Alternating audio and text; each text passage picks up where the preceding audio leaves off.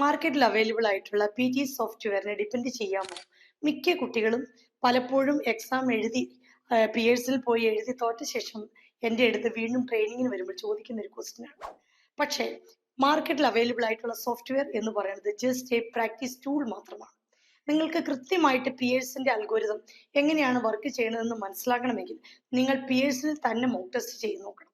അല്ലെങ്കിൽ പിയേഴ്സിന്റെ അകത്തെ എക്സാം എഴുതി ഹൈ സ്കോർ കിട്ടിയിട്ടുള്ള, അല്ലെങ്കിൽ പിയേഴ്സിന്റെ ചേഞ്ചസ് എന്താണെന്ന് ഇടയ്ക്കിടയ്ക്ക് എക്സാം എഴുതി മനസ്സിലാക്കിയിട്ടുള്ള ഒരു കൃത്യമായിട്ടുള്ള ഒരു പി ടി എക്സ്പേർട്ടിന് മാത്രമേ പിയേഴ്സിന്റെ സോഫ്റ്റ്വെയർ എങ്ങനെയാണ് വർക്ക് ചെയ്യുന്നതെന്ന് കുട്ടികൾക്ക് പറഞ്ഞു തരാൻ പറ്റുള്ളൂ. ഇപ്പോൾ മിക്ക ഇൻസ്റ്റിറ്റ്യൂഷനിലും ഒരു കുട്ടിക്ക് ഒരു ട്രെയിനർ എന്നുള്ള രീതിയിൽ ട്രെയിനിങ് പ്രൊവൈഡ് ചെയ്യുന്നുണ്ട്.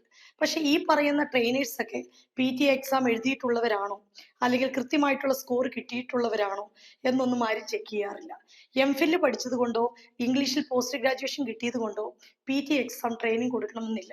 പി ടി എക്സാമിന്റെ സോഫ്റ്റ്വെയർ എങ്ങനെയാണ് വർക്ക് ചെയ്യുന്നതെന്നും കൃത്യമായിട്ട് പി ടി എക്സാമിനെ കുറിച്ച് കൃത്യമായിട്ടുള്ള ഐഡിയ ഉള്ള ഒരു എക്സ്പേർട്ടിന് മാത്രമേ പി ടിയിൽ ട്രെയിനിങ് കൃത്യമായിട്ട് കൊടുക്കുവാൻ സാധിക്കുകയുള്ളൂ.